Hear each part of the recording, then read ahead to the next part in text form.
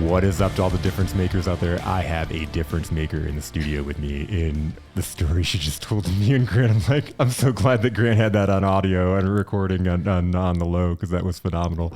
That will be on the highlight reel or the blooper reel. Not blooper, but that was awesome. We'll do something with it. We'll do something.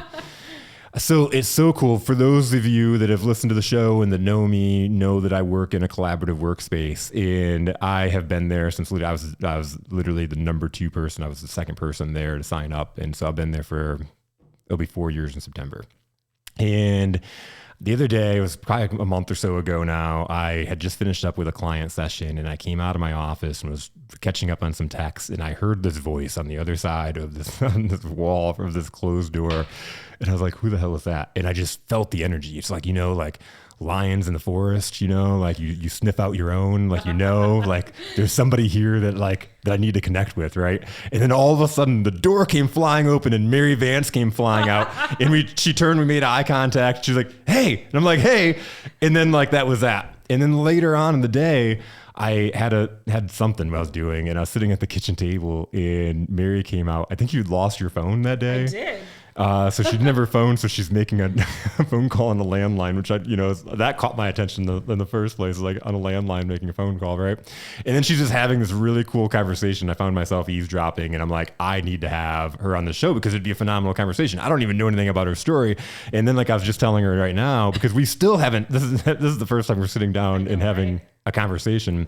So I'm telling her how I, of course, went home and stalked her on social media and started diving into a little bit of her story. And I'm so excited to get into that. But as we discussed, I don't know shit about Mary Vance. And so and none of us do. So we're going to dive in right now. Who is Mary Vance? Right. Is that the question? Yeah, that's the question. Right. Every day I ask myself that many times. I don't ever put myself into a box of who I've been. Mm-hmm. And I don't actually know who I am until the situation presents. And that's legit. That is legit. Right. So, and I'm not going to put you in a box either. Like tomorrow, I'm going to act like you're brand new because I don't know what's happened. We're always changing and evolving. Right. I love that, because there's people you meet in life, and especially if you haven't seen them in a long time and you're in this box to them because you're a certain person. Absolutely. But we've had years, and there's been so much change and growth since then. Right. Right. And we don't want to do that. We wouldn't take a 1-year-old and a 20-year-old and treat that 20-year-old for the things that he did when he was 1 year old. And so a lot of times people do things, or they had stages or phases of their life where they were having a hard time, or they fell into a path that didn't work for them. Mm-hmm. And they had to have that for some reason. And then 20 years, you're still paying the ticket. And I'm, every day we have a new chance. And so you ask who I am, I'm an ex-obese woman. I'm an ex-meth addict. I'm an I've been divorced. Uh-huh. I've had a lot of things in my life, but that's not who I am today. All those things help me help other people. Yes. And they give me drive. They give me passion. They give me thanks that I'm not in those places anymore. But they were there for a reason. Oh, yeah. Reason or not, right now, the reason is they help me live a life of purpose and health. Mm-hmm. I've been sick, so now I look towards health. I've been treated badly, so now I look towards who are the people on my team that treat me well. What was that wake-up call, that sign, that moment? Maybe it was a collection of moments that made that transformation, or that started that shift. Ooh. So I would say, if I had to say when I woke up and truly stayed awake, there's been 2 moments in my life. So one was I was 19, and I had been awake for about 7 days off a meth high. And I was a good kid. I didn't get addicted to meth because I was looking for it. I got addicted to meth because somebody gave me a line. I thought it was Coke. I was a pretty girl, and then I just wanted it, right? Mm. And after a year or 2 of making really bad choices and doing really things that I would never wish on anybody, I looked in the mirror and I couldn't see the blacks of my eyes. And I looked like a lab rat on methamphetamines. I looked horrible. I didn't look anything like the Mary that I knew. And I just got down on my knees and I prayed to God, and I started saying, God, where's Mary? Where am I? Where am I? Please find me, help me. And I slept for 2 days, and I woke up with this great song in my head. I'm not going to sing it, but I woke up, and I tried to get sober at that point, and I quit that day. But I still put meth in my nose 7 times before I actually stopped. Mm-hmm. And so I've been sober off of narcotics I'm 46 now. So since I was about 21 was the last time I did anything on that level. And then I've just been getting more and more sober ever since, because I didn't realize how much I was diluting my spirit. I didn't realize how much I was diluting my energy. I didn't realize like I had gone down some bad paths. And so that was number one. And then there was a point where after my twins were born, I have a 19-year-old and then I have two 17-year-olds. They're going to be 18. So I had 3 babies back to back. Yeah. And between that and some autoimmune issues that expressed, I had gained a lot of weight. And so I was about 257 pounds. My body was falling apart. I was super sick. Like I had this bacterial infection. Like food was turning against me because my gut was so leaky. I didn't understand what was going on. And the doctors pretty much said to me, Mary, you might want to find out, if you were to die, who would you leave your children to? Ooh. And like at 29 years old, like this is 10 years after the last awakening, like it was like I went home that day and I could see like every molecule of dust in the air and like the spider webs on the ceiling. I'll never forget. It was like time stood still as I was sitting there thinking, who am I going to leave my children to? And I was going through everybody and I was like, who's going to raise them close to the earth, and who's going to teach them about like God, and who's going to teach them all of these things? And I was like, no, death is not a fucking option. And I felt like death was right here. And I was like, we ain't dancing, bitch. And so like at that moment, I got on the phone and I called this Chinese medicine man down the road and I was like, I got to see you. The guy's, he was from a place called Lai Ping, come peace. Because Western medicine was like, sorry, we don't know what's wrong. Every time we give you a cortisone shot, you know, you just flare up again. Literally, they were like, we don't know. And they didn't send me to a specialist. So at that point, I trained with a traditional Chinese medicine man, and I went and got shamanic healings. I got my body painted. I got shakers over me. I was doing anything. I was like, okay, I am going to get better. And through all of these different things, I did get better. But one of the most changing points in that, like I woke up, like we are not guaranteed another day. Yeah. And every choice, like it wasn't enough to be sober. Now, like that, like just being sober wasn't enough to keep me healthy, right? So I ran upon this man in Ann Arbor called Dr. James Neuenschwander. He owns the Biomedical Energy Center in Ann Arbor, and he specializes in autoimmune diseases. A friend of mine said, you might want to go there. I didn't care if it cost every penny in my bank account. What's the price of your health? What's the price I was going to die. Good? Yeah. That was it. Like death was right there, and I have these beautiful 4-year-olds and a 5-year-old that are saying to me, are we ever going to have our pretty mommy back? And I'm like, I don't know, right? Yeah. So I got a bunch of lab work done, found out what was wrong with me. We could talk about that. I mean, that's really probably the basis of what you want to know what I do. Because I mean, nutrition and the lifestyle habit change coaching, like how it all came to pass was the simpler we keep our life. And when we focus on keeping it simple, when we focus on what we can do today, because yesterday doesn't matter. Yeah. Yesterday might have fucked us up. Yeah. Tomorrow might never come. When we get present, when we're right here, right now, focus on that, and we build our team of people, that's when we can start to make change. And so through my simplicity habits, I just keep getting better and better and more energetic and more healthier. And so I started to learn a lot more about hydration and nutrition. And I had gone to school for nutrition. I had gone to school to be a dietitian. I had a lot of paperwork, bookwork, equations. Yeah. That a lot of them are bullshit. Straight up bullshit. Yeah. And so the 4 pillars of the program are hydration, nutrition, movement, and rest. And it's a radically inclusive idea for all humans. So through those patterns, I have found life. I have found patterns that work, that birth beauty, birth energy. So I don't know. I'll ramble on. If you that's amazing. But it caught my attention. So what was it about that from the beginning that made you go to school for that? So that is the type of body that I have. So, you know, there's ectomorphs, mesomorphs, endomorphs. You've probably heard of these things. You strike me as a total ectomorph, right? You're a hard gainer, most likely, right? I'm an easy gainer, easy loser if I just focus. But so, you know, I was always very active as a kid. You know, my nickname was like Mary Lou Retton Thunder Thighs, right? Which I, really didn't feel good as a kid because I thought people were calling me fat. I didn't realize they were like, you're a badass. You're a badass. Love your thighs, right? Like I got the thighs of the century now. Thank God. And so... But you had like the clay, like you was like, you could build it, right? Well, you could build it, but I was always very athletic. I wasn't heavy set until after I had 2 times I got heavy set. One time I almost got killed, and then I got really fat just to protect myself. This guy tried to run me over. If I wasn't going to be his girl, then I wasn't going to be anybody's girl. So fat was nice for that. It was very protective. Like not many people were looking. Yeah. So that was safe. And then after the twins, when I had like all the pregnancy weight and then the autoimmune issues express. So I've always cared about nutrition and like being active. So for people with my body type, it tends to be a deal breaker if you aren't active. You tend to not like life as much if you're not active. So you're like, okay, I want to join a sports team, or I'm going to power lift, or, you know, a lot of times after high school's over, there's no place for people to exercise unless they join like an MMA gym, or they start doing a team sport, or they're a runner, or they do some kind of physical activity. So nutrition was always my focus, and communication. So communication, because I care about people. Like I'm batting for humanity. Yeah. I truly am. And so I care about like how to talk to people in a good way, how to not come across aggressive, even though I am very bold. I have some sayings, and we'll talk about one of them in a minute. But so nutrition has always been my thing, and especially sports nutrition, because it's like, how do you take an apple and turn it into power?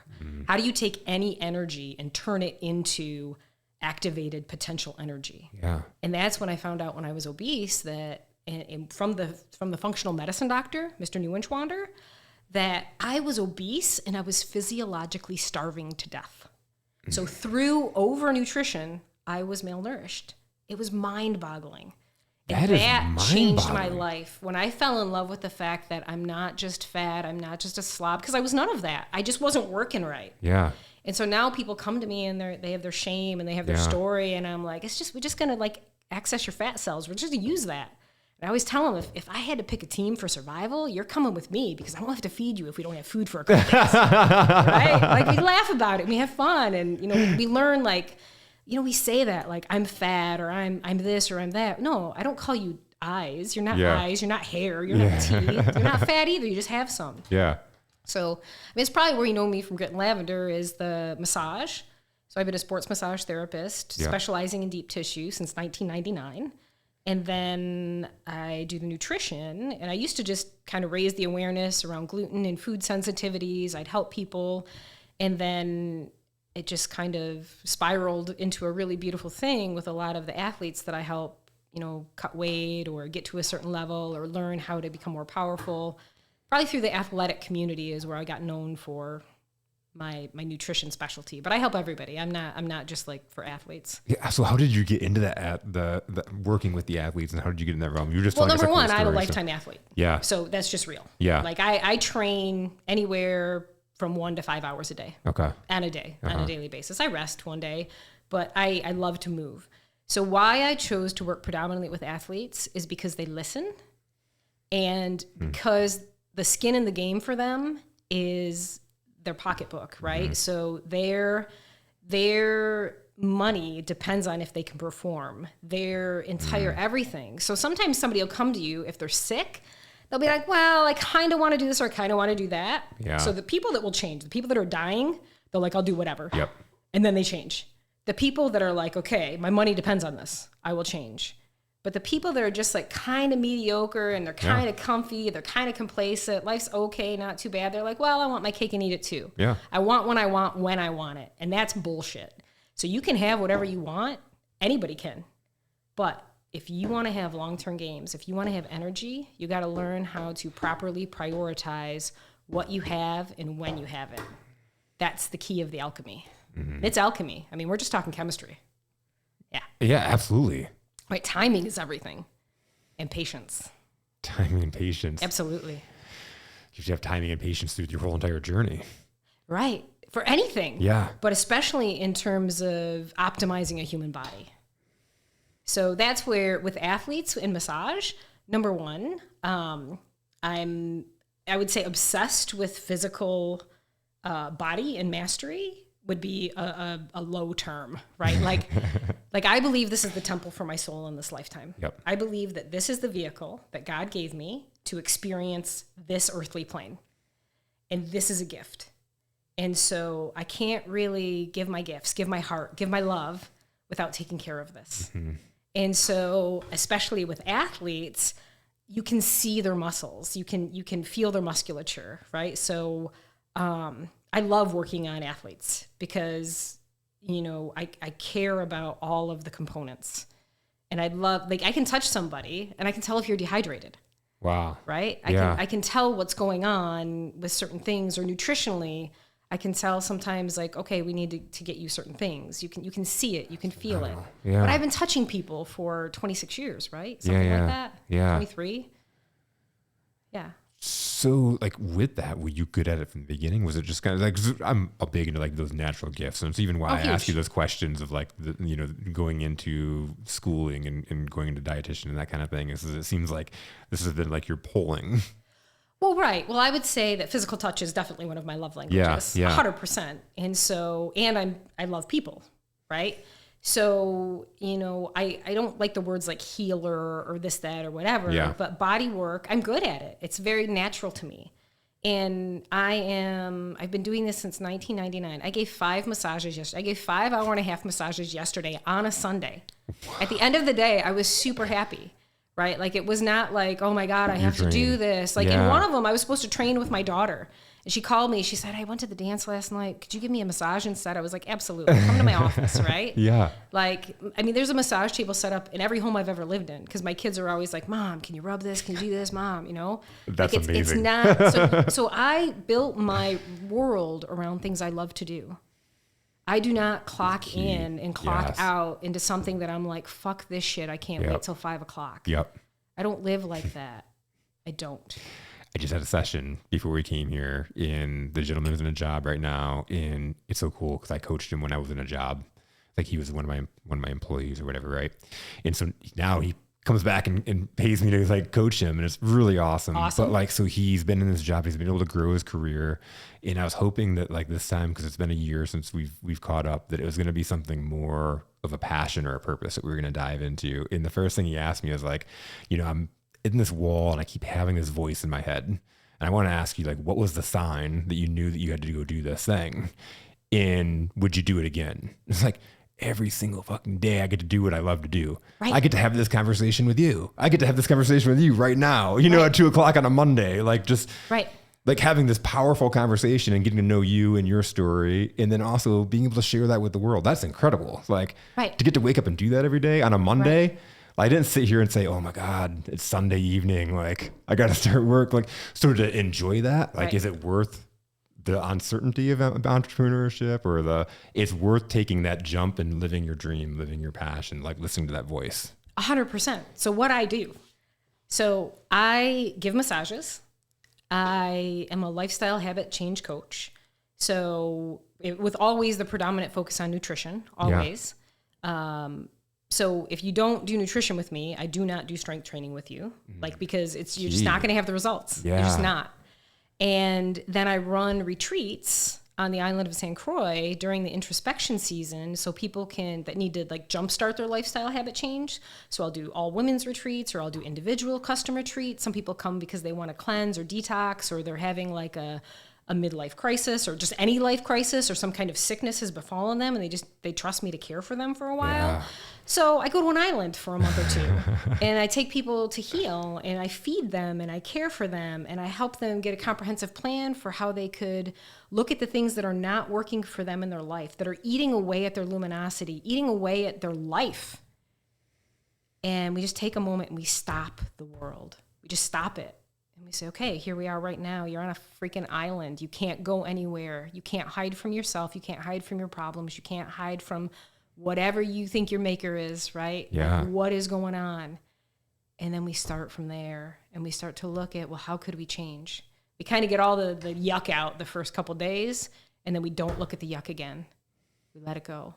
So that's what I'm getting ready to do. I'm getting ready to go on retreat season from, February 21st till I have my one-way ticket. I don't even have my ticket back because I still feel like there's like one more person coming. Yeah. And I'm like, okay, I'm not going. So how do you do that? You don't know when, like, if there's one person going, then you'll stay longer, that kind of thing? Or? Yeah, so I run the season January through April. Uh-huh. And I have a women's retreat coming up March 6th through the 12th. Right after that, I have an individual coming March 15th through the 24th. And then I just have this feeling Like I let God guide me. Yeah. I pray incessantly. Like that's one thing that like through all of my struggles and all of my journey, like that's been me and God in the dugout, right? Like, okay, like if I can trust one thing, if I just keep my faith, and it was really in my journey of sobriety that like a lot of people that I thought loved me, a lot of people that I thought had my back were just like, not interested. Sorry, this is too much. You know, this is, you know, and it was really the kindness of strangers. It was really me and my relationship with God that kept me taking one step at a time and not checking out of the game. And so, like I said, normally I'd have my plane ticket back, but I just have this feeling that it's not time to get my plane ticket back. But I definitely, by May, I'm home. Yeah. Right. So I do, and all of my clients know this. We do a consultation. So if you're one of my coaching clients, thank you. And you know that you have to have some kind of flexibility. We can't be rigid about it. And I don't expect perfection in any of my programs. It's a progression. Yeah. You know, like I quit putting meth in my nose. But the day I quit, I still did it 7 times after that. But I knew I was still quit. Yeah. I just wasn't strong enough yet. So people get on a plan and they're like, I want to do Mary Vance's plan and I want to get jacked and I want a 6-pack and I want to look amazing. And then they get off plan and they beat themselves up. And I'm like, whoa, we're just getting back up. Yeah. Come on. That was yesterday. But then they make that weight so much heavier and they stop. Like a lot of times they just stop. Nobody can beat somebody up as much as we beat ourselves up. We just don't need to do that anymore. Like, you know, we don't need to be hard on each other. We don't need to be harsh. You know, the saying I was going to tell you about was, you know, I tell my clients, you know, if you come to me and you got an elephant shit in the middle of your living room, right? Yeah. And that elephant is addiction or food addiction or sex addiction or work addiction, or you hate your life, or you're thinking about suicide, and it's just this stigma that's sitting there that nobody's talking about. I said, let's blow that bitch up with a bazooka. Let's just talk about it. Let's just get it out. And then we can start from there. But as long as it's still, you know, like, oh, we're so ashamed. And I'm really glad that I've done all these horrible things. You know, a lot of people, you know, I mean, I put out some pretty cute stuff on my social media. So people who don't know me or know my backstory, like, hey, you got an OnlyFans page? Okay, everybody, I do not. No OnlyFans page. I'm just Mary Vance. I'm just here to help. But I do. I put out this pretty stuff. Yeah. And if you don't know my backstory, you can think a whole different picture. I'm proud of who I've become. I'm proud of that. And so I try to be this beacon of, okay, so you have some fat. Let's just change if you don't want to have that low energy anymore. You know, and people come to me all the time and they're like, but I'm not an overeater and I exercise and I do everything right. And I said, well, maybe your body doesn't work like other people's. Maybe we need to look at absorption. Maybe we need to look at hormones. Maybe, you know, maybe get some different blood work or different tests where we can see what's going on. Maybe they have an infection. Maybe they pick something up, you know, overseas sometime. You never know. And people they get locked into what maybe they think the world thinks they should be. Yeah. Well, I think the world is obsessed with like the one size fits all plan. Oh my God. I don't have any plans that are one size fits all. Right. Like there's none. Yeah. Every single plan is custom. You got to fill out my intake and then we talk. Yeah. Yes. Because there's so many variables. That's why all those equations in the books that say you should have this many calories, or because you're this, you should have this, this, and this. There are so many variables. There's age, there's gender, there's your hormones, there's where you are in your cycle. Yeah. There's your activity factor. There's your the biggest thing that's custom on my plans is your cravings, your desires. What do you like? Right? I had one coach and she was like, I had this friend and she was Latina and she was like, my coach, she gives me all this food my family doesn't eat. And I was like, but that's not necessary. You can use the foods that you eat to make the plan, which let me know her coach didn't know what she was doing. She only knew how to mimic something. Yep. She didn't actually understand the molecule. She didn't understand what those things were and how they break down. And so I'm also like super interested in chemistry. Love chemistry. Love it.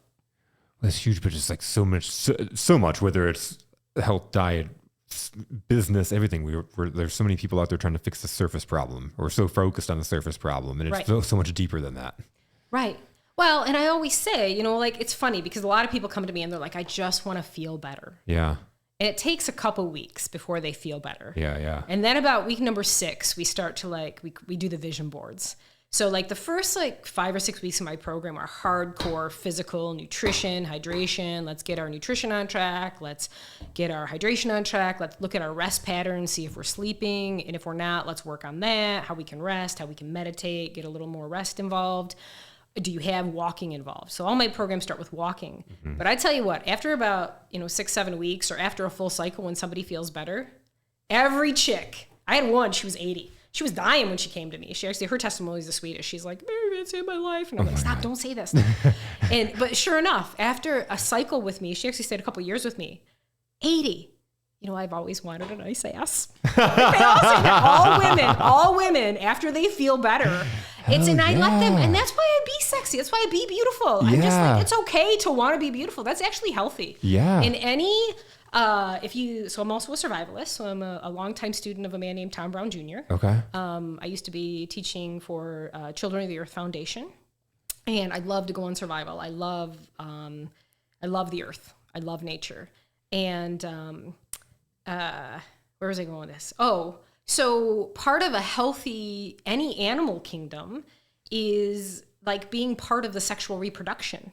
It just is. Yeah. And so when somebody wants to look attractive, and it's good. You want to smell good for the mating population. It's like a survival thing. Your genes will survive on if you're picked. So this is great. I always tell women this because people are like, my butt's too big and I don't like my saddlebags and blah, blah, blah.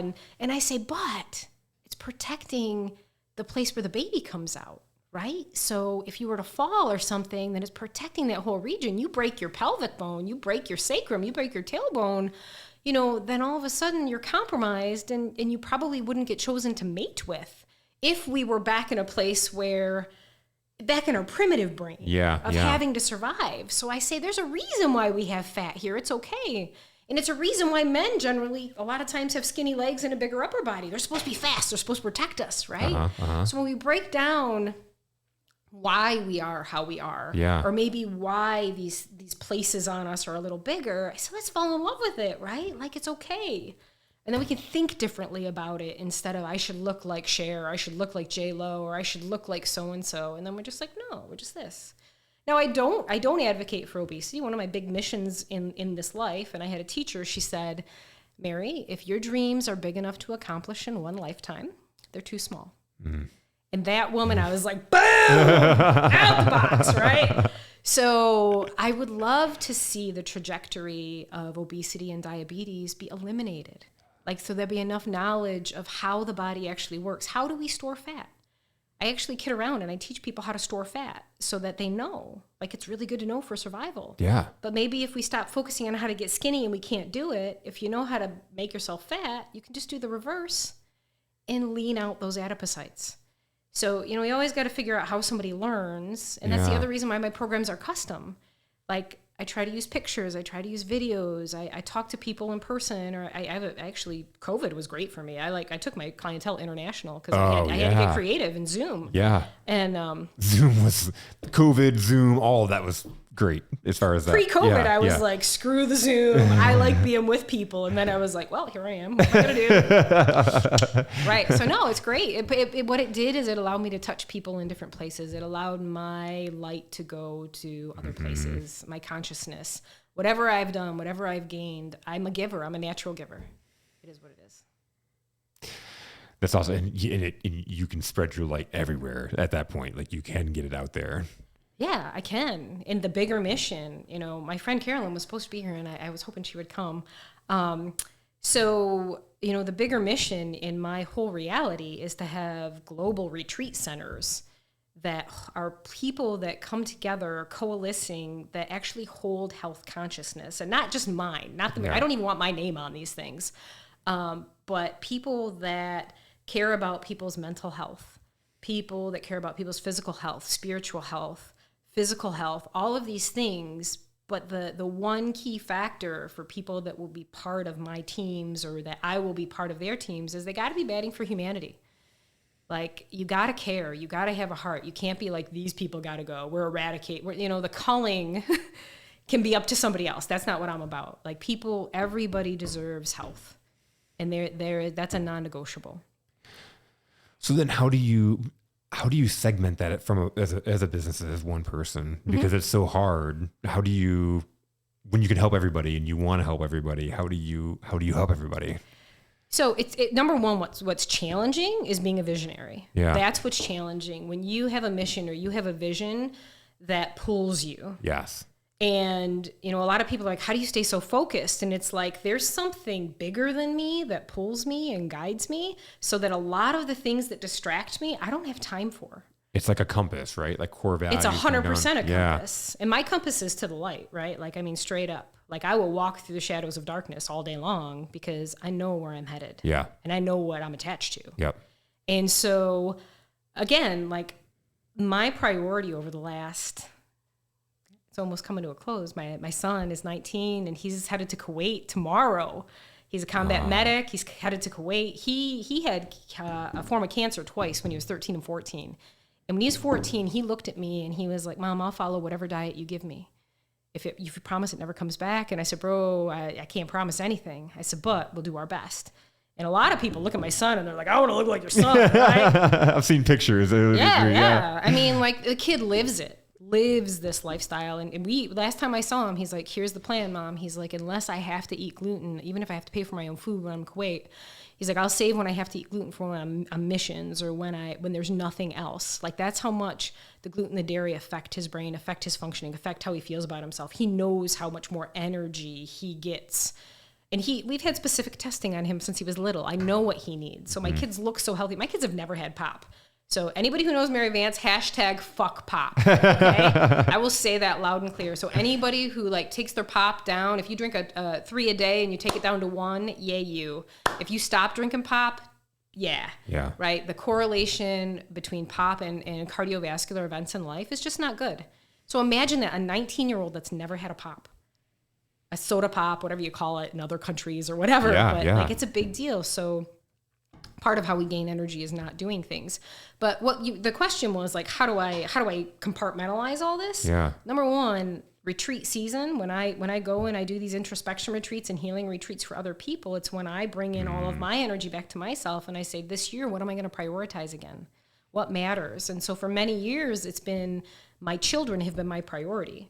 I've had a lot of shiny carrots dangled in front of me. I've been offered to be on one of those Naked and Afraid type shows because of my survival skills, but I wouldn't leave because of my children. Yeah. I said, if I'd be gone for less than a month at a time, and they're like, we can't guarantee it. And I was like, I can't then, right? That was where the interview stopped because my bottom line is I am a mother raising these children.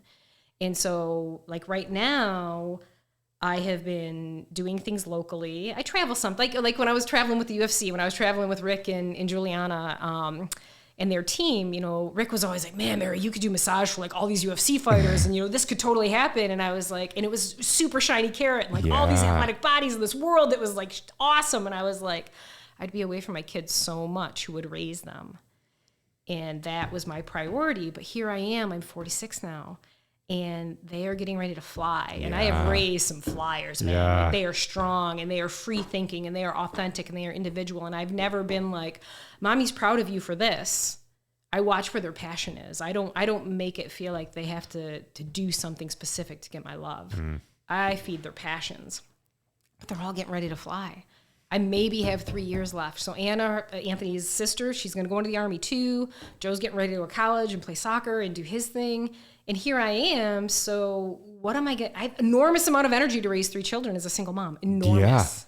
Yeah. Where does that energy go? Is it all gone? Exactly. And now I'm like, oh shit, we're going global. Mary Vance is going to blow up. Well, and I got a lot of love. Yeah. And it's real. It really is. I don't look at people like, oh yeah, throw that one away. So somebody didn't fucking throw me away. There wasn't many people. A lot of people were willing to, but there was a few that didn't. And that's where it's empathy. It's empathy. It's compassion. Yeah. I would say I'm on a pathway for sure for compassion. And compassion sucks sometimes because you don't want to understand. I was talking to a guy the other day, and after he watched the Dahmer movie, he was like, I have such compassion. And I didn't watch the movie. I wanted to get mad at him. I was like, you fucking have compassion for that shit? And then I thought, Mary, what a judgment. I didn't watch the movie. Number one, I don't know the guy. I don't know, Yeah. But it's hard when you see evil happen or you see something happen that is straight up evil or bad or demonic, and you don't even want to wrap your mind around it. Yeah. And then you get But you can, and you can love beyond it. Yeah. Right? I know what he's saying about the Dahmer movie. There's parts of it at the beginning, especially, where you're like, just shit was fucked up for this guy, he had no chance in life. And so you're rooting for him. You almost forget that he's this, just despicable, evil guy, right? Until like as things happen, but it's everybody's doing the best they think they can as far as humans go, right? Right. And that's where I go with people and their health habits. Like sometimes they're just ignorant. Like everybody's drinking the pop. There can't be anything wrong with it. They're selling the pop. It must be okay. It's on the menu at the hospital. Yeah. And so, I see the nurses drinking it. Right, the doctors drinking it. Right. You should see those nurse break rooms. I have so many nurses. I have nurses, dietitians, doctors that hire me. And I'm like, no, how we gain health sometimes is by not doing. How we gain awareness, how we gain energy. A lot of times people are like, I'll do more, athletes. I'll do more. I'll run more. I'll do this more. I'm like, you need to rest. You need to stop for a moment and heal, right? And I don't want to do that. Well, not doing is a huge energy gain. Not smoking is one of the best ways to gain energy, period. So sometimes not hanging out with people. You know, when I actually quit the drug scene, part of when I realized, like, okay, I keep going places that I get offered things and I'm not strong enough yet to say no. You could put a gun up to my head and say, bitch, put that in your nose. And I'd say, pull the trigger, asshole. Yeah. Like, I'm not doing that anymore. Yeah. Right? So I'm strong in those ways now.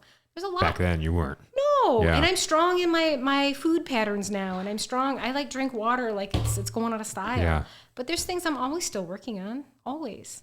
And so I just tell people, let's start where we are and let's just get better day by day. And I mean, people keep me for years. It's insane because like, I think like we're done. Yeah. And then they're like, we're going to hire for you another year. And sometimes I say, well, how about we skinny it up and we don't meet as often because there's still only one of me. Yeah. And if you how do you balance it all? I know. I asked you that before, but it's a form of a different question. Well, the insane thing about the retreats this year is the 2 women that are coming to run my logistics team are 2 women that have said, we want to be Mary Vance lifestyle coaches. I've never said that. I didn't even make up my name. It was a person that I helped made my website. And she's like, you're not Champion's Choice Muscle Relief. And somebody else made up that name. One of my bodybuilders, Todd Lee MD. I love that guy. He's one of my best teachers on the planet. He was like Champion's Choice. He helped me make that name. Uh-huh. And then like after I helped this other lady who was a yoga instructor who used to own Bent Yoga her name's Jen. She sold it off to the new owners. I don't know them, but she was like, this is a lifestyle. She's like, you change people's lives. I'm making you a website and you're Mary Vance lifestyle. And I was like, okay, well, and then now I'm like, God, that sounds so egotistical, like Mary Vance lifestyle. So now on this retreat, I'm like, okay, when I create these nonprofits, I don't want my name on it. It's not about me. It's about it's about an energy. It's about a consciousness.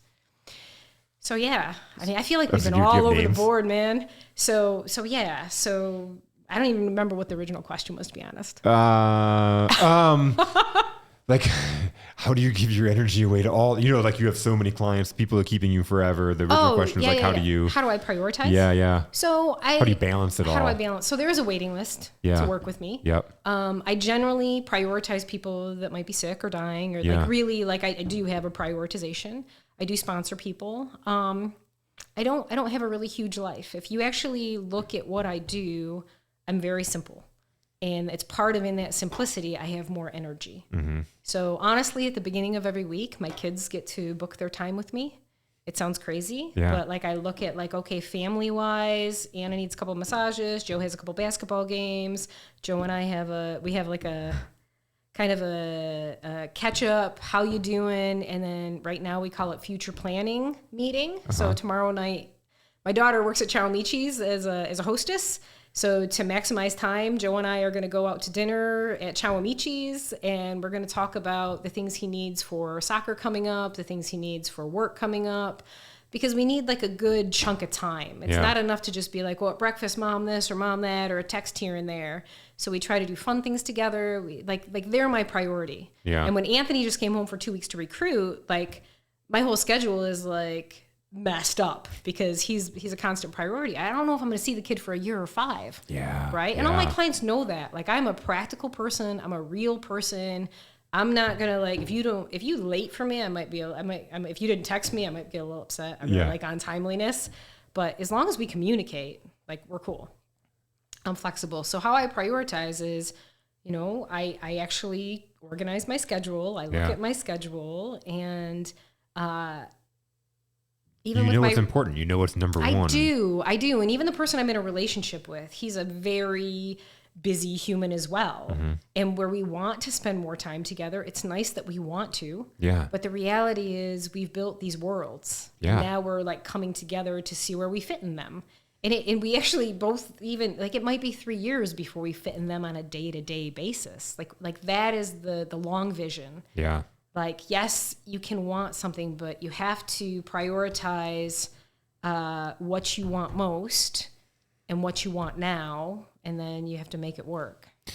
And that's the right person when they're along in the same like aligned values, right? Or like he's like in that same boat in. Right. I feel like two worlds just collided. Yeah. And we're both like in this crazy like place. And it's okay. Yeah. Because it feels really good. It feels really solid. It feels really good. But for me, for a while, I haven't really had that. And so now like there is an interjection of like, whoa, this is new energy. But at the same point, why we say 3 years is because then the children actually will probably all be flown. Anna will probably be in the military. Joe likely won't be around here anymore. So just being practical and real. And a lot of people try to gobble up life. Like, oh my God, I get all this life right now because what if it goes away? Well, you know what? It could fucking go away when I walk out the door. It really could. It really could. But you're going to have a better quality of life if you just stay present. Yeah. And then like properly prioritize each day. And a lot of people also forget, like, you got to prioritize cleaning your house. You got to prioritize the little mundane things. I love the mundane things. Like this morning, I had like 20 minutes between two like Zoom calls, and I had been wanting to vacuum for a week. My bedroom and the bathroom. And so, I mean, it's just like this. I went and put on my makeup for my Zooms and for this. Yeah. And then I grabbed the vacuum out of the laundry room and I had it ready so that when I had those 20 minutes, I could vacuum. Yeah. And that made me happy, right? Yeah. And so it's the little things too. And doing hygiene. I mean, I talk to people about hygiene. Yeah. Like people need to talk about that. That is hygiene is a priority. All of it. I'm just leaving it there. I've raised 3 kids, right?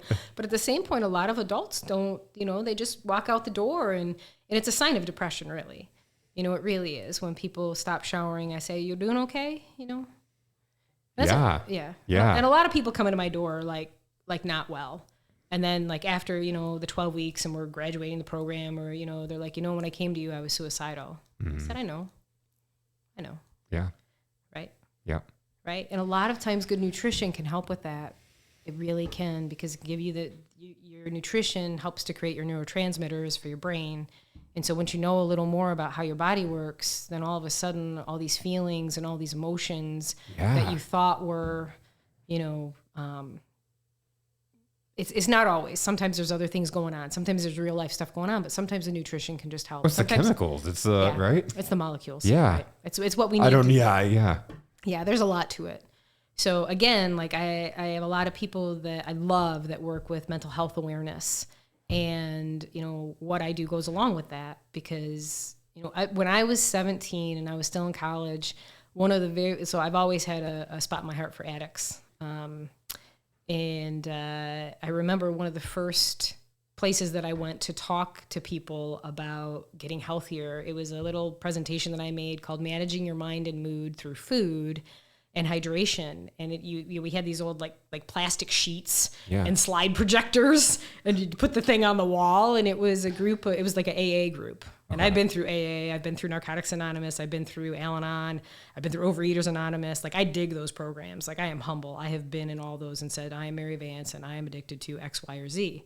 And I would get up there and I would talk about drinking 8 to 10 glasses of water a day to these people that were they're drinking coffee and smoking cigarettes, just trying to stay sober. Yeah. And I'd be like, the water will help you. And, I would teach them how to eat tuna sandwiches instead of like donuts and other things, just things to start getting their body to get clear again. Yeah. And that's what I look at. Like I was talking to a guy the other day and I said, you're not sick, you're not diseased, your blood work's fine. I said, you just need an oil change. You just need to get cleaned up. Yeah. The standard American diet is crap.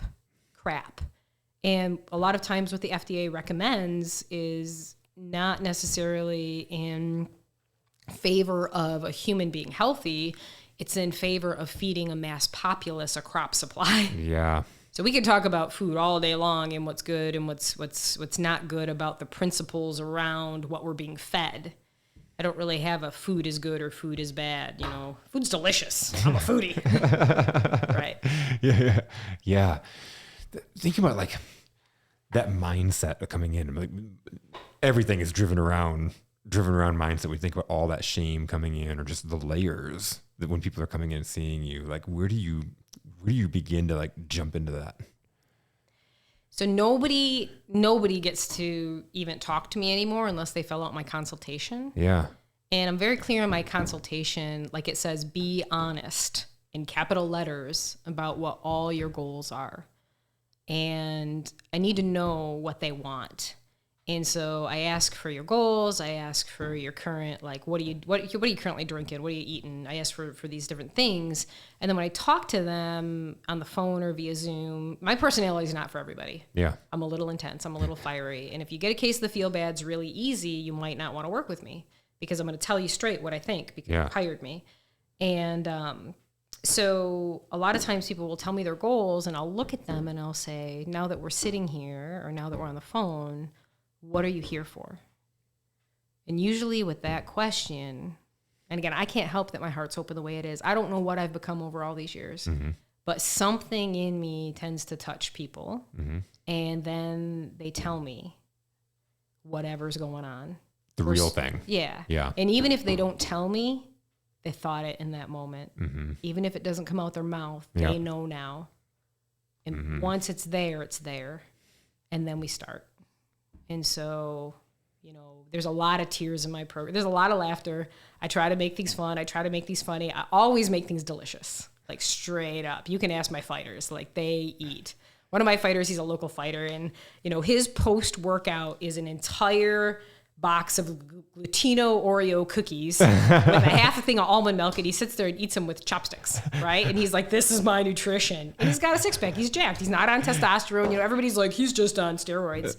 Well, some people need them because naturally they need them. Yeah. I am not anti-steroids, but I'm not going to give a 27-year-old any steroids. I advocate against that unless we need it because of some kind of special health circumstance. But I do advocate for once you know how to work the food, you know how to work the food. And that's what I want for everybody. A lot of, like, I have a couple of people that just came back to me after they took like a year or two off and they're like, okay, now I want what's in your mind. Like now I want, and I'm like, great. Yeah. Let's do it. Yeah. Like in the beginning, I just say, let's just trust me for a minute. Give me 4 weeks to help you. Like, let me write the plan for 4 weeks. If you don't see a difference after 4 weeks, you know, do what you want to do. But if you follow the plan for 4 weeks, then it's like, then I start to teach you the macros, what they mean. Then I start to teach you all kinds of things. And I let you play with it for a while. And sometimes you're like, I want to take a break. Great. I'm not trying to get people to come back again and again. There's lots of people. Yeah. So like I told you about this guy, Tom Brown. Yeah. So in his lineage, Tom's awesome. Tom is like, he was trained by an Apache elder. He has there's a society, I guess, called the Keepers of the Wisdom.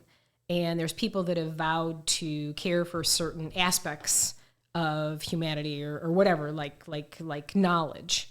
And in that realm of people, I love all the skills, but I like the herbal mixing and compounding. Mm-hmm. So when I said I'm going to raise my hand and I'm going to be part of this community or part of these people, the herbal mixing and compounding was what I was very interested in. And so it's nutrition, basically. How would you care and feed for a people?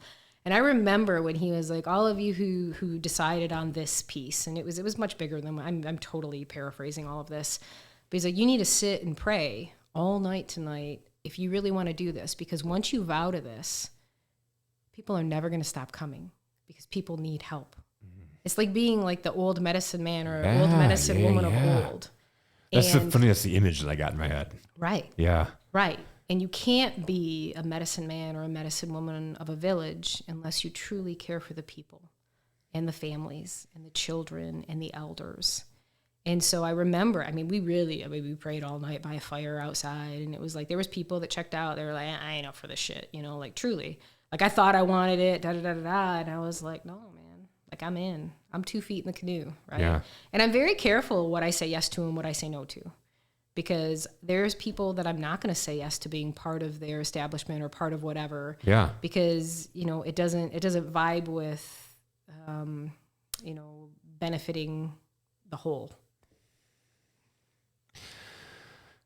Yes. Yeah. Like, yeah, you have to know your tribe and. Well, you have to know your tribe, and in the world is the tribe, but there's some people that are going for things that I'm not, right? Like, yes, of course, I'm abundance mindset. I'm prosperity mindset. Yeah. Like, the more I have, the more I can give. Yeah. I love the saying, like, the more you have, the bigger the table, right? Yeah. Like, come on, bring it. And so I'm not of poverty mindset. There are people that are impoverished that would love to have more. And so the people that have more, that give more, I always say, when I'm a billionaire philanthropist, every person that wants it will be able to get their optimal nutrition testing done so that they can know how to feed them. Like, if we had a show horse, we would feed it exactly what it needed. People spend thousands on those horses, on just their nutrition or their whatever supplements. If we had a dog that we were breeding, we would feed it a certain food. And yet the humans... You look at professional athletes. I know. You I know? do. I hang with them. Well, you hang with them. Yeah, exactly. Professional you look athletes, at that period. when they come to me, I say, you want to optimize, you give me your DEXA scan, you give me your nutrition evaluation, you get these tests. You get somebody to sponsor you in these tests, and I may or may not sponsor you. You don't get somebody to sponsor you in these tests, then maybe I'll sponsor you, maybe not. You know, I don't know. So some of the people that I've helped go the farthest get these tests done, and they're like, oh my God, years of anxiety and depression. I needed vitamin B. I needed certain activated vitamins, and now, like, yeah, it's still there a little bit, but it's nothing like it was. Yeah. Or I just, like, I feel like my body can do something, and I see it in my mind, but I don't have the energy. You find out what nutrient they need. You find out what they need. Or, you know, I don't really want to tell anybody, but I don't get any sex drive and this, that, whatever. You find out there really are low in certain hormones. And then you find out they had an accident as a kid and something happened to them structurally or physically. And it turned off some production of something that, you know, they didn't know. They didn't realize that's how it works. So, you know, it's through these different, I like blood work. Yeah. Like I'm a shooter too. So I used to be an NRA instructor. So I really like to shoot, and I always say, I can help you. We can always optimize. We can always get better. That's a no-brainer. But if you got something that you got a bullseye, you're talking to a sharpshooter. You give me blood work. You give me the exact bacteria that we're working with. I might be able, I don't want to prescribe. I don't ever want to prescribe, but I could send you to the right person.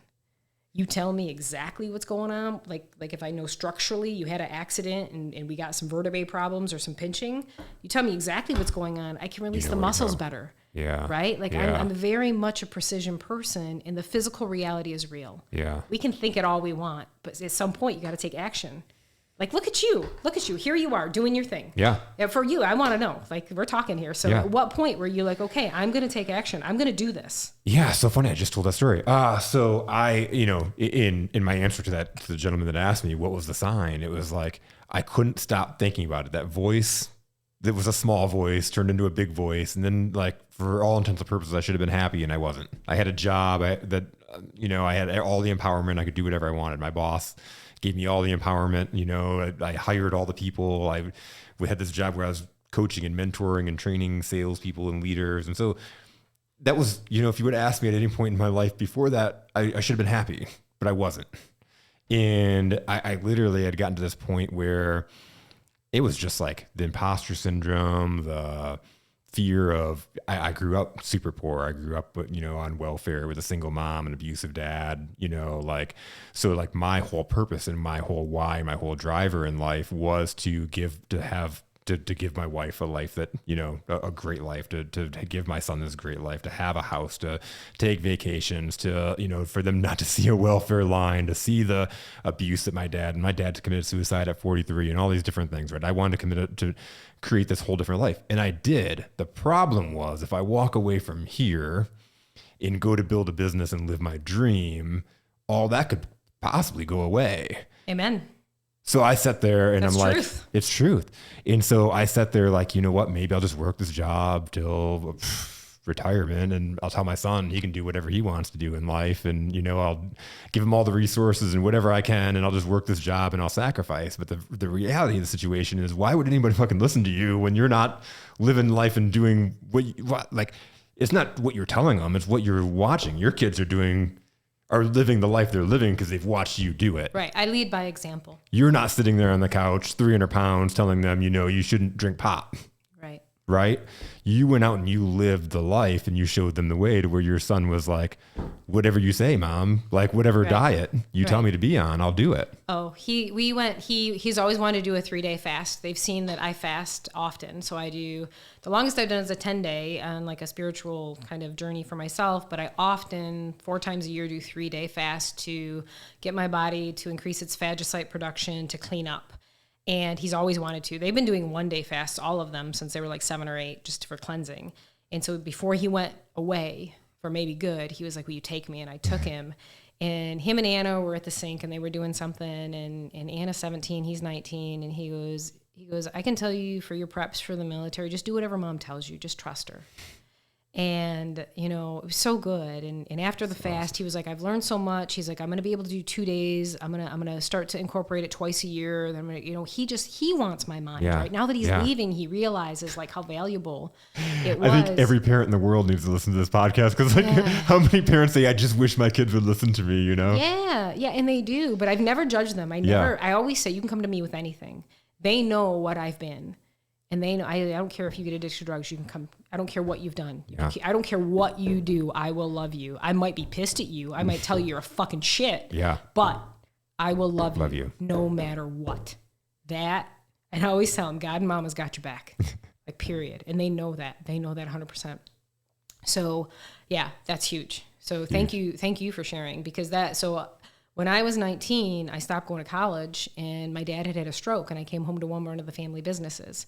I took like a 13-year kind of siesta to help run a family business, ended up buying the family business, having the kids. And when I was in my early 30s, like it was like this voice, like, this is not what you're meant to be doing. This is not what you're meant to be doing. And I owned Handy Rental. I owned Handy Rental in Brighton. Oh, yeah. And now it's Simply Fresh. And every day behind that counter for 20 years, I'm a mechanic, man. If you look at my hands, I don't look fancy at all. I look like I've been wrenching on stuff forever. Yeah. And so every day I was doing the massage. I was, teaching, I was raising the awareness around gluten on my hours that I wasn't working 90 hours a week with the business that I was running and owning. And it was just like, this is not what you're meant to do, Mary.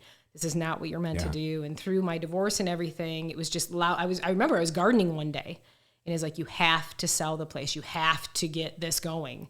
And it took several years for the whole transition to happen. Yeah. But I used to bring people to Tony Giardi's place, down at the Simply Fresh, it was down by Old 23. Yeah. And I had a guy that hadn't eaten meat in years because he was terrified of it. And he would buy his organic steaks once a month from Tony. And I'd bring people and I'd show him organic food and I'd show him gluten-free food. And me and Tony were always talking. And I remember when my realtor was like, you got to go to this meeting at the township. And I walk in and I'm all dressed up and it was just me. I was Vance Properties, blah, blah, blah. I'm trying to sell the business and the property. And I see Tony with these like 3 guys. And like you say, like I walk up, and he's like, what are you doing here, Mary? And I go, I'm Mary Vance. And they all 3 of them back up and they go, you're Vance Properties? And I was like, that was cool. I was like, yeah. And I was like, you're buying? I said, Simply Fresh? I said, this is going to be a 4th generation organic market. I said, this has to be God. This should have been a Napa. This should have been a Car Quest. I'm like, this is so God. I remember crying. That's amazing. Right?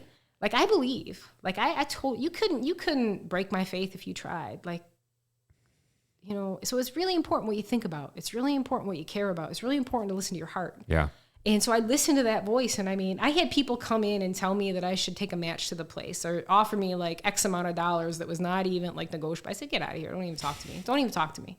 Don't think you can bully me with your bullshit. Yeah.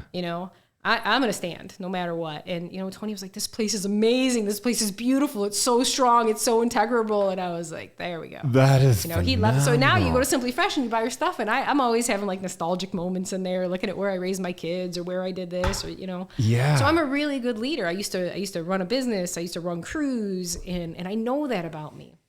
I know I'm a good leader. It's not like I'm saying I'm a good, I don't know. I don't want to be necessarily. I don't always be that point person, but I don't know any better. Yeah. I can't help what I am. And I'm done hiding from what I am. I used to be like, I don't want people to see me. I don't want this, I just want my own little world. And the reality is I've come to a place of some kind of knowledge or some kind of something inside of me that I have too much to get. It's like I'm a basket that's overflowing. Yeah. And it's time for me to like start giving out the fruit. Well, what is life like when you're when you're doing that, right? When you're giving out the fruit, versus when you're holding it all in and you're being somebody different. What's life like? What's that difference? So number one, like it's exciting. Yeah. You never know what's going to happen. Like it's always like Bilbo Baggins, right? You never know what's going to happen when you walk out the door. But it feels really good. Like when you are constantly giving, you are open. It's like very much a martial art principle. When you are open, you can receive. Yeah. The more I give, the more I get. The more I give, the more I get. I can't stop it now if I try. Yeah. It's like you hear it in The Secret. Like there'll be a moment where there's so much abundance you can't help it. Well, I never sit here and be like, there's not enough, or I better have this. And here's the best example I can say. Like I went to the Noah Kahan concert the other night, so I'm always tired, man. Like I work my ass off. I get my sleep, but it was like midnight one night, and I was so tired I had to be up at 4 a.m. My kid jumps into bed with me, Joe, and he's like, "Mom, I learned how to play Stick Season on the guitar." So he's like, and I'm like, "Awesome!" And I was like, I just wanted to tell him to get the fuck out of my room, but I was like, I'm never gonna have this moment again. I'm like, he's, here's my 17-year-old wanted so bad. He's so excited. Yeah, and I'm like, awesome. So I bought me and Anna and Joe Noah Kahan tickets, and so we're at the concert, and we get there, and we're like 12 blocks away from the concert in line. It is cold. And Joe had on my jacket. I had on a sweatshirt. Joe had another sweatshirt. Anna had plenty of clothes on. She's always smart about it. And the kid in front of us was freezing his ass off because he had a T-shirt on. And he was like, and Joe looks at me and he goes, "Mom, can I let that kid wear your jacket?" He's like, "I'll get it back before we go in." And I said, "Absolutely." And so this kid, he was probably in his 20s. Joe's like, "Hey, man, I got a sweatshirt on. You want my jacket?" And he's like, "Oh, my God, this is so warm. This is so awesome." And he's like, "Boss, man, thank you so much." And the kid looks at me, and I only had on a little sweatshirt, but I did a little Wim Hof stuff. I actually went and met Wim Hof, plus with the tracker training. Like, I like being cold a little bit. And the kid looks at me after he has the jacket on. He goes, "But ma'am, do you want the jacket?"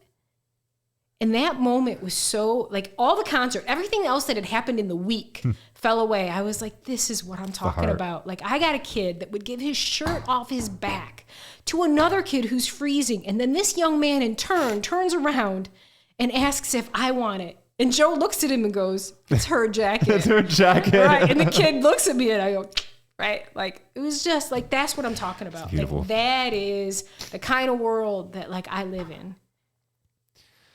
And you said earlier, like, you're drawn towards the light, right? That's being drawn towards the light. And right. I'm so like, and I talked about at the beginning, being drawn to you. It's like, of course, it's the light. And like, it's the people that are out like spreading the light, because there's got to be more of us out there, right? Right. We're doing it. We're doing it. And that's the only thing we can do. We can live that life and we can live that example. Because going back to that story, if we're holding it in, if I'm being less than what my purpose is and I'm holding myself back, I'm not being any kind of example to anybody else out there. And then there's, how many people have you changed their life? Literally changed their life. And if you didn't go do that, where would they be? Right. So that's loaded. Because my kids, like, they hear people, like, they'll come up to me and be like, you saved my life, or you helped this or that. And I'm like, no, we're not going to talk about that. I said, as soon as you start saying how cool I am, I'm going to start dropping F-bombs. I'm going to start wearing short shorts. I'm going to start, like, you know what? Do not put me on a pedestal ever. Yeah. Like, don't. Because the miracles don't come from me. They come through me. Yeah. Like, I pray incessantly and I ask for help. Everybody who comes to me, I'm like, okay, God, guide me. Guide me how to help them. Like let my words be of your tongue. Yep. Right. And I get that because it's the same thing, but it's being able to look back and, like, if you didn't move forward, if you didn't have the courage to change, if you didn't, like, get off the couch and, I definitely have courage. And if you didn't do all the things to put yourself to who you are now, it's not about being on that pedestal, but think about it. Like, think about the people whose lives would be completely different right now. Right. And so you said earlier, how do I prioritize? How do I see this big vision? Like, that's the thing. Like, I think in terms of the next 7 generations. Yeah. So I'm getting into my elder years. Like, I know, like, I'm 46. I look a little younger sometimes than I am, but the reality is I'm getting into my elder years.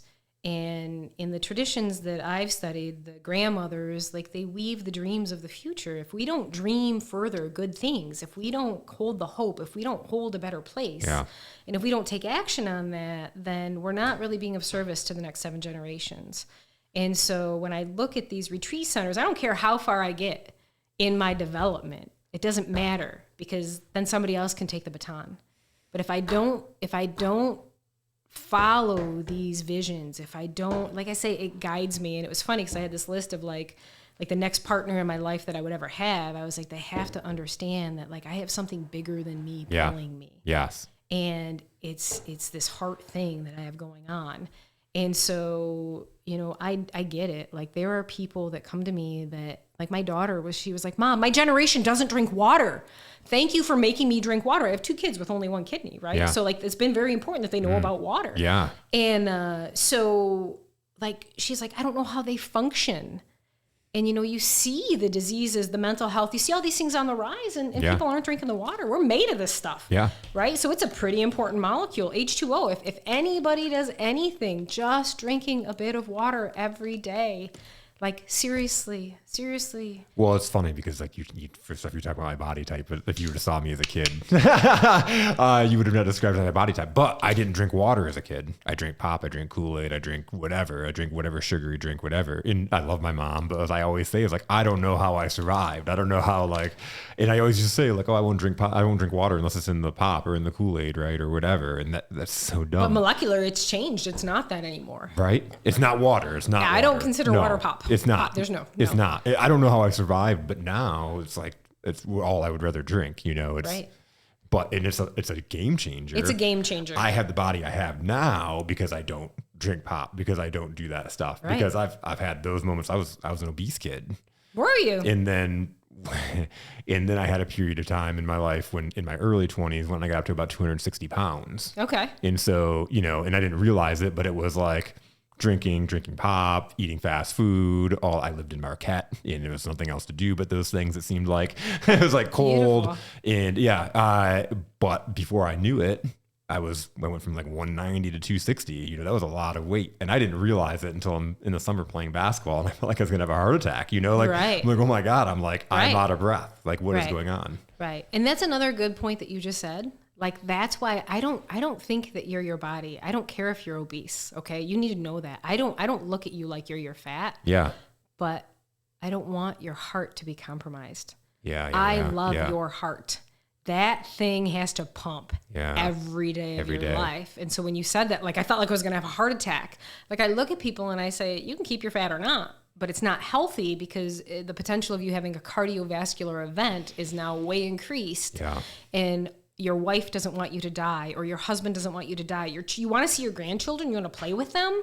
Like, come on, like, let's just take it from a physical aesthetic thing to let's get real. Yeah. Like, let's have some life force energy. And I actually believe in my heart of hearts that if people feel more confident, feel stronger, feel healthier, they will have the confidence to live their dreams. Absolutely. And the next 7 generations will benefit. One mom gets better, the whole family gets better. One grandma gets better and the grandchild sees it, they get better. Somebody in the family makes one better choice. The ripple affects the next lineage of life. And that's what I care about. I care about life. And, you know, that's where I stand. Yeah. Yeah. So, wow, I'm so curious. We're so talking.